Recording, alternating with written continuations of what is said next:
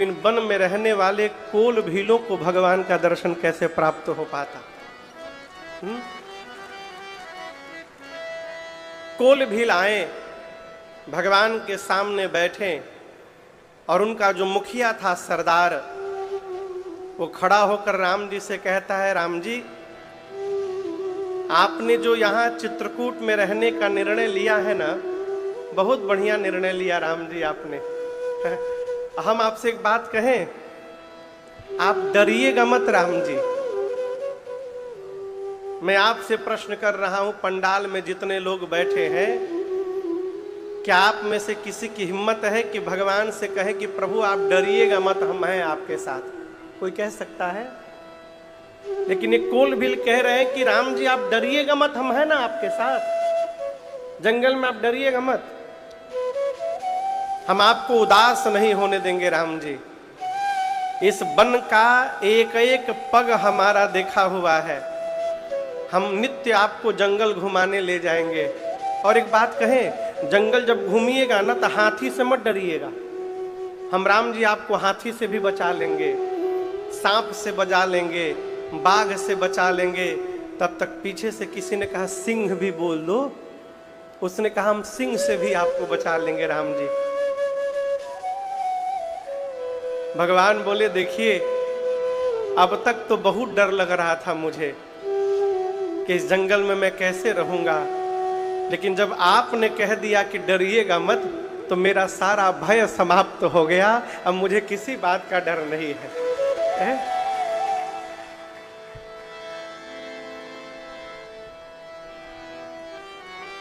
उसी में से एक कोल ने कहा कि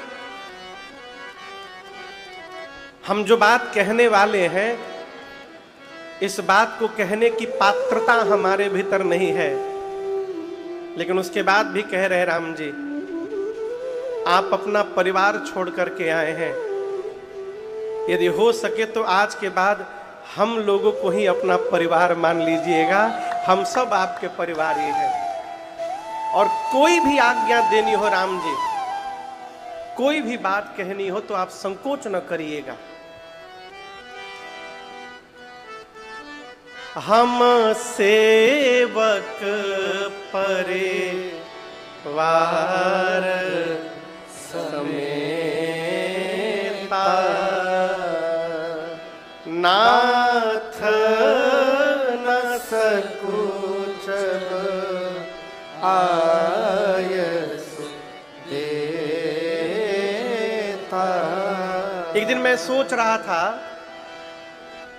कि वन में रहने वाले इन कोल भीलों को भगवान का दर्शन मिल गया, तो क्या हम लोगों को नहीं मिल सकता है क्या? कभी कल्पना करिएगा। अभी राजदीप भैया की बात मुझे बहुत अच्छी लगी, मैंने इतनी अच्छी लगी मैं आपको बता नहीं सकता हूं। इन्होंने कहा कि पिछले 7 दिनों में 7 बार मैं अयोध्या होकर के आ गया। अद्भुत, क्या बात, अद्भुत। यही तो अनुभव करना है, इसी को फील करना है। यदि हमको भगवान का दर्शन नहीं मिल रहा है तो ये भगवान की कमी नहीं है, कहीं ना कहीं हमारे में कमी है। और विश्वास में रहिए, भरोसे में रहिए माई बाप। एक पद है प्रातः स्मरणीय परम पूज्य श्री बिंदु गोस्वामी जी महाराज का है, प्रभु मैं जब आ रहा था तो एक नीम के पेड़ के नीचे एक महात्मा तपस्या कर रहे थे। उन्होंने पूछा है कि आप उनको कब दर्शन देंगे? भगवान बोले जाकर कहिएगा कि जिस नीम के पेड़ के नीचे वो बैठे हैं, विशाल नीम का पेड़ था। भगवान बोले उस वृक्ष में जितने पत्ते लगे हैं उतने वर्ष बाद। नारद जी को ये बात बहुत बुरी लगी, उस वृक्ष में तो लाखों करोड़ों पत्ते होंगे, ऐसा विनोद भगत के साथ नहीं करना चाहिए। नारद जी भगवान से कुछ बोले नहीं, गए, महात्मा मिले तो महात्मा ने कहा कि नारद जी आपने मेरी बात पूछी? नारद जी बोले उत्तर मत सुनिए, आपको कष्ट होगा। महात्मा बोले बताइए ना क्या कहा भगवान ने? नारद जी बोले भगवान ने कहा है कि इस वृक्ष में जितने पत्ते लगे हैं उतने वर्ष बाद आपको दर्शन मिलेगा भगवान का। ये बात सुनते वो महात्मा नाचने लगे, खुशी में नाचने लगे। नारद जी बोले आपको रोना चाहिए था, आप नाच क्यों रहे हैं? महात्मा ने कहा नारद जी अब तक तो मुझे पता भी नहीं था दर्शन मिलेगा भी कि नहीं मिलेगा।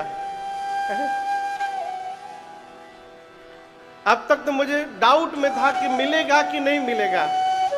अब ये निश्चित हो गया ना मिलेगा, भले इतने वर्ष बाद मिले, मिलेगा पक्का हो गया ना, ये मेरे लिए बहुत है। एक कथा कहती है जीवन की किसी भी परिस्थिति में निराश मत होइएगा। क्यों? यदि नाथ का नाम दया निधि है तो दया भी करेंगे कभी ना कभी। भगवान अवश्य दया करेंगे, केवल भरोसे में रहिए। राम जी, लक्ष्मण जी और सीता मैया चित्रकूट में प्रभु वास करते हैं। कथा को पूज्यपाद गोस्वामी श्री तुलसीदास जी महाराज अयोध्या लेकर के गए। आपको बताऊं, सुमंत जी जैसे तैसे अयोध्या पहुंचे हैं, पहुंचने की दशा में थे नहीं। अयोध्या पहुंचे, जाकर श्री चक्रवर्ती जी से जैसे सुमंत जी ने बताया कि महाराज मैं तो आ गया परंतु आपके राम नहीं आए। इतना सुनने की देरी थी कि श्री दशरथ जी का प्राण कंठ में आकर के फंस गया। समझिएगा, शरीर से प्राण निकलते समय छिद्र से निकलता है। शरीर में जितने छिद्र हैं वहां से निकलता है। जो मनुष्य जितना पुण्यशाली होता है उसके शरीर का प्राण शरीर के उतने ऊपर के अंग से निकलता है, और जो मनुष्य अधम में गति करता है, अधोगति जो करता है, उसके शरीर के प्राण नीचे के अंग से निकलते हैं। हमारे क्षेत्र में एक ब्रह्मर्षि हुए, आप लोग शायद नाम सुने होंगे, देवराहा बाबा। हमारे गांव के बगल में उनका स्थान था। वृंदावन में कुटिया थी और एक कुटिया हमारे गांव के ठीक बगल में थी, 10 मिनट की दूरी पर। मैल चौराहा हो। पूज्य श्री देवराहा बाबा कितने वर्ष जीवित रहे किसी को पता नहीं। लोग कहते हैं कि हमने जिस अवस्था में देखा, हमारे बाबा भी कहते थे कि वो भी इसी अवस्था में उनको देखे थे। और वो जब प्राण त्यागे अपना, देवराहा बाबा आसन लगाकर बैठ गए, प्राण को खींचकर ऊपर ले गए और छिद्र से प्राण नहीं निकला। ये जो भाग है ब्रह्मरंध्र, सर यहां से फटा और यहां से उनका प्राण बाहर निकला। ऐसे सिद्ध महापुरुष। श्री दशरथ जी का प्राण ऊपर की ओर बढ़ा, अकंठ में आके फंस गया। प्राण कंठगत भयउ भुआलु। प्राण जब कंठ में आकर फंसा तो नीचे के जितने अंग हैं सब शांत हो गए। कौशल्या मैया देखी तो व्याकुल हो गई। मां ने चरण को पकड़ लिया, कहा नाथ धैर्य रखिए प्रभु, आप ही अधीर होकर प्राण त्याग देंगे तो फिर परिवार का और समाज का क्या होगा। तब महाराज ने कहा, कौशल्या आज मुझे धैर्य नहीं, आज मुझे उस अंधे माता पिता की श्राप की सुधि आ रही है। कौन अंधे माता पिता? श्रवण कुमार। मानस में उल्लेख है उस प्रसंग का।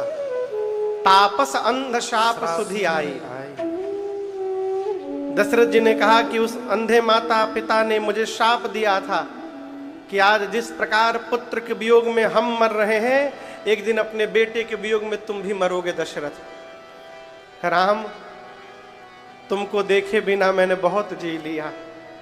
हे लक्ष्मण वैदेही, आपको देखे बिना मैंने बहुत जी लिया। आपसे एक निवेदन करूं, राम जी के वन जाने के बाद वो अयोध्या की 6वीं रात्रि थी। 6वीं रात्रि महाराज अपने आप को धिक्कारते हैं कि राम को गए 6वीं रात्रि आ गई और मेरा प्राण नहीं गया। मानो महाराज 6 रात देरी हो गई प्राण निकलने में, इसकी प्रायश्चित करने लगे और मरने से पहले 6 बार महाराज बोले, राम राम कही, राम कही, राम राम कही, राम तन परिहरे रघुबर बिरह, राव गयो सुरधार। महाराज 6 बार राम राम राम राम राम राम बोले और तुरंत महाराज ने अपने प्राण का त्याग कर दिया। तुरंत जैसे प्राण निकला हो माताएं विलाप करने लगी। गुरुदेव भगवान आकर ज्ञान उपदेश दिए। नाव देखे ना, नाव में तेल भर करके महाराज के शरीर को उसमें रखा गया। क्यों? 4 पुत्र होने के बाद भी अग्नि देने के लिए कोई पुत्र नहीं है। आज राम लक्ष्मण जी वन चले गए, भरत शत्रुघ्न जी ननिहाल में बैठे हैं। गुरुदेव भगवान ने सेवकों को बुलाकर कहा कि शीघ्र जाओ, भरत जी से केवल इतना कहना कि मैंने याद किया है, यहां जो घटना घटी है बताना मत उनको। सेवक गए, भरत जी को बताए। भरत भैया जिस वेश में थे उसी वेश में दौड़ पड़े। आए हैं, मां कैकेयी के महल में गए हैं भरत जी पहली बार। मां ने द्वार पर आरती उतारा भरत जी का, भीतर ले जाकर बैठी हैं और खूब दुलार किया है कैकेयी मैया ने भरत जी का। मां पूछती हैं, भरत मामा के घर में सब ठीक है ना? भरत जी बोले, मां मेरे घर में सब ठीक है ना? कैकेयी मैया बोली, क्यों पूछ रहे हो? भरत जी बोले, मां आज के पहले मैं जब घर वापस लौटा हूं तो द्वार पर मेरी तीनों माताएं मेरे स्वागत के लिए खड़ी मिली हैं। आज पहली बार आप अकेली खड़ी थी मां, मेरे घर में सब कुशल है ना? कैकेयी मैया बोली कि कुशल तो भरत सब मैंने कर लिया था। बेचारी मंथरा ने बड़ी सहायता की। हाँ, बड़ी सहायता की मंथरा ने, लेकिन क्या कहूं, ब्रह्मा जी ने बीच में एक बात बिगाड़ दी। भरत जी पूछे, क्या हुआ मैया? तब तक कैकेयी मैया ने कहा था कि भरत सब तो ठीक हो गया था, लेकिन बीच में अचानक पिताजी आपके नहीं रहे। अब गोस्वामी जी कहते हैं, भरत जी सुने कि पिताजी नहीं रहे, तात तात हाँ तात पुकारी, हे तात कह के भरत जी खड़े खड़े गिर पड़े धरती पर। भरत जी की गति समझिए, जैसे जल से मछली निकाल कर धरती पर छोड़ दीजिए और जैसे मछली छटपटाने लगे हो, भरत जी तड़पने लगे। कैकेयी मैया संभाल करती हैं, उठाया। भरत जी बोले, मुझे कारण बताओ मां। और आपको बताऊं, कैकेयी जी ने कुछ छिपाया नहीं, सब बताया। अपनी करनी अपने मुख से मां ने सब सुना दिया। भरत जी जैसे सुने कि राम भैया वन चले गए, पिताजी की मृत्यु भूल गए। भरत ही बिसरे पितु मरना, सुनत राम बन गौन,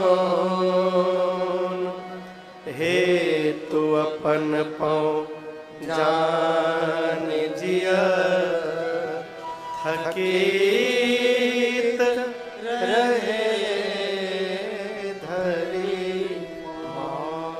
आप कल्पना करिए, कोई आदमी सड़क पर जा रहा हो और पांव फिसल के गिर जाए, उठे तो देखे कि उसका बायां हाथ पूरा छिल गया है, रक्त निकल रहा है। और 2 मिनट बाद पता चले बायां तो केवल छिला है, दाहिना टूट गया है। तो जब ये पता चलता है कि दाहिना टूट गया है तो बाएं हाथ का छिलन भूल जाता है जीव। कहने का अर्थ है जब जीवन में बड़ा दुख आ जाए तो उसके आगे छोटा दुख समाप्त हो जाता है।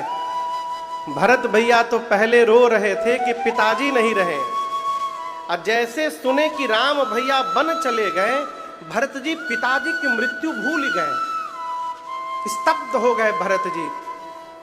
यहां मां कैकेयी को बहुत कुछ कहा भरत भैया ने। क्या कहा? भरत जी जाने और गोस्वामी तुलसीदास जी जाने। मानस जी का पाठ कर रहे हैं तब तो इस प्रसंग को पढ़ लिएगा, क्योंकि पाठ में पढ़ना पड़ेगा, अलग से इस प्रसंग को ना पढ़िएगा। क्यों?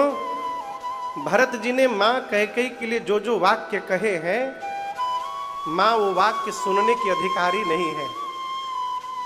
भरत जी मां को बहुत कुछ भला बुरा कहे और दौड़ कर गए कौशल्या जी के पास।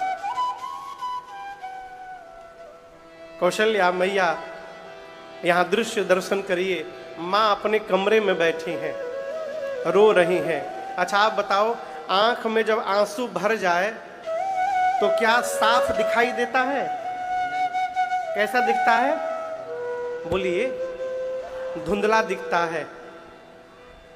मां कमरे में बैठकर रो रही थी कौशल्या मैया। द्वार पर भरत जी आके खड़े हुए। मां को साफ नहीं दिख रहा है, धुंधला दिख रहा है, आंसू है आंख में। राम जी का रंग सांवला है, भरत जी का भी रंग सांवला है। धुंधला दिखने के कारण कौशल्या मैया को ऐसा लगा कि राम जी आकर खड़े हो गए द्वार पर। और मां ऐसा सोच करके इतनी विह्वल हो गई कि तुरंत बिस्तर से उतरकर राम जी से मिलने के लिए दौड़ पड़ी। लेकिन गोस्वामी जी कहते हैं कि जैसे मां गई, भरत ही देख मां तू उठी धाई, मूर्छित अवनी परी झई आई। दरवाजे के बीच में जाते जाते आधी दूरी तक मां कौशल्या को मूर्छा आ गई और वो मूर्छित होकर धरती पर गिर गई। भरत भैया दौड़कर मां के चरणों में लौट गए। मां की मूर्छा गई। आपको बताऊं, गोस्वामी जी लिख रहे हैं कि भरत जी बार बार मां कौशल्या का मांग ऐसे स्पर्श कर रहे हैं, ऐसे मांग देख रहे हैं। मां बोलती है क्या देख रहे हो? भरत जी बोले मां, आज इस ब्रह्मांड में तेरे इस भरत से बड़ा दूसरा कोई अभागा नहीं होगा। क्यों? जिस बेटे के कारण मां के मांग का सिंदूर समाप्त हो जाए, उससे अधम संतान संसार में और कौन हो सकती है। मेरे कारण मां, मेरे पिताजी कहां है मां? मेरे भैया राम कहां है मां? मेरी भाभी मां कहां है मां? मां, मेरा छोटा भाई लक्ष्मण कहां है?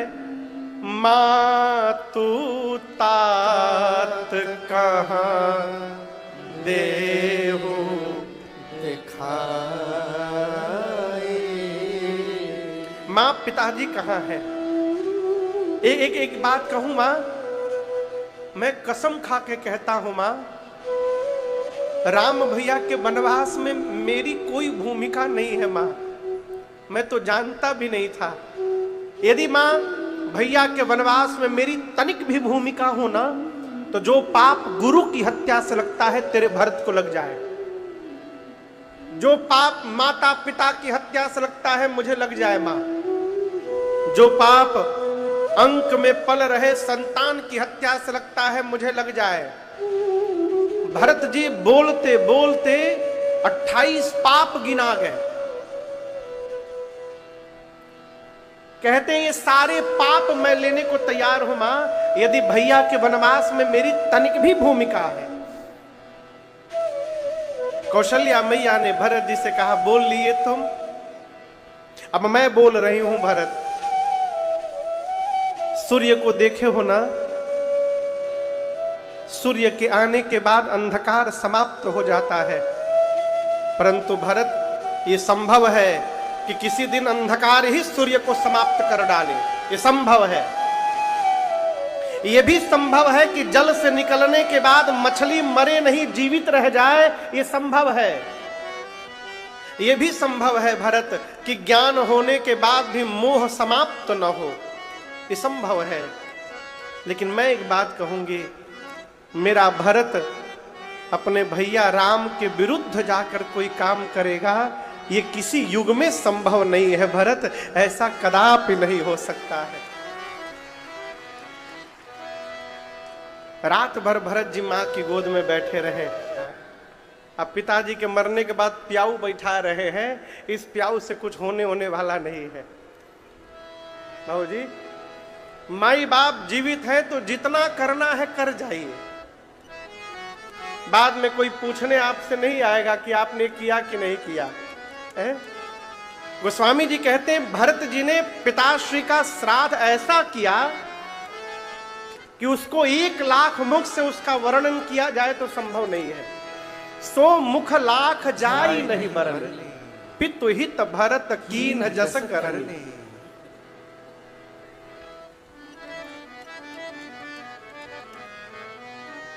श्राद्ध कर्म के बाद श्रद्धांजलि सभा बैठी। गुरुदेव भगवान वशिष्ठ जी ने भरत जी को अपने बगल में बिठाया है और कहा, भरत, विधाता ने, ब्रह्मा ने मनुष्य को बनाया तो सब कुछ मनुष्य के हाथ में दे दिया, परंतु 6 वस्तुओं को ब्रह्मा जी अपने हाथ में रखे हैं। क्या? हानि, लाभ, जीवन, मरण,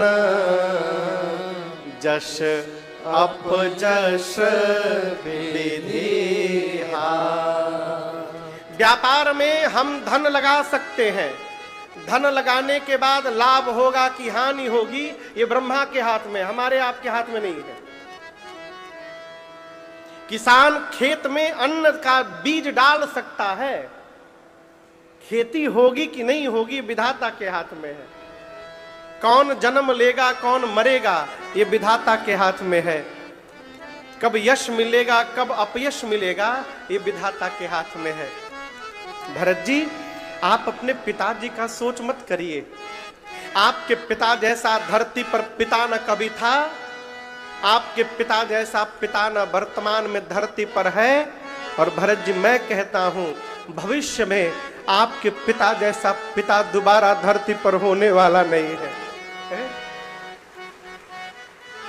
भरत जी, जिस महाराज की प्रशंसा इंद्र करते हो, जिस महाराज की प्रशंसा ब्रह्मा शंकर अपने मुख से करते हो, राम जिनके घर में पुत्र बनकर के अवतार ले लिए हो, उन दशरथ जी के भाग्य की प्रशंसा मैं क्या करूंगा है? मैं तो कहता हूं भरत जी, आपके पिताजी सब प्रकार बड़भागी थे। और आप देखिए ना, आपके पिताजी को प्राण से प्रेम नहीं था भरत जी, वचन से प्रेम था। यदि दशरथ जी को प्राण से प्रेम होता तो दशरथ जी प्राण बचा लेते, वचन छोड़ देते। लेकिन आपके पिताजी ने वचन को बचाया है, प्राण का त्याग कर दिया। एक वचन मानकर आपके भैया राजा बन चले गए हैं। भरत जी, दूसरा वचन मान करके आप राजा बन जाइए, कोई आपको बुरा नहीं कहेगा।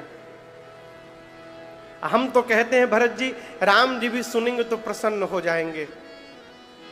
सुमंत जी ने भी कहा, कौशल्या जी ने भी कहा। भरत जी खड़े हुए अब और कहें, गुरुदेव, आप सब कह रहे हैं कि भैया के वियोग में पिताजी ने प्राण का त्याग कर दिया, यही ना, कि मेरे राम भैया के वियोग में पिताजी नहीं रहे। लेकिन ये सत्य नहीं है गुरुदेव। पिताजी चाहते तो सब कुछ छोड़ करके और वन में जहां राम भैया है वहां चले जाते और अपने प्राण को बचा लेते। ये बाध्यता नहीं थी कि पिताजी को अयोध्या में ही रहना था। राम जी बन गए तो पिताजी भी उनके साथ चले जाते, अब प्राण बचा लेते अपना। लेकिन पिताजी ने ऐसा नहीं किया। जानते हैं क्यों गुरुदेव? पिताजी राम भैया के वियोग में नहीं गए। पिताजी ये सोच रहे होंगे कि यदि दशरथ तुम जीवित रहे तो उस पापी भरत का मुख देखना पड़ेगा तुमको, और मुझ पापी का मुख न देखना पड़े, इसलिए मेरे आने के पहले पिताजी तय छाक करके चले गए यहां से। गुरुदेव, भैया वन में चले गए, पिताजी देवलोक चले गए, और आप मुझे राजा बनाकर मेरा हित देख रहे हैं। एक प्रश्न करूं मैं गुरुजी? वशिष्ठ जी बोले पूछो। भरत जी बोले गुरुदेव, स्त्री के शरीर पर सबसे ऊपर जो गहना पहना जाता है मांगटी का, बोलिए, और सबसे नीचे पांव में बिछिया। भरत जी बोले कोई स्त्री मांग टीका से लेकर बिछिया तक जितने प्रकार के गहने हों सभी पहन ले, लेकिन कोई कपड़ा ना पहने गुरुजी, कैसा लगेगा? बोले बिना कपड़ा के शरीर का आभूषण व्यर्थ है।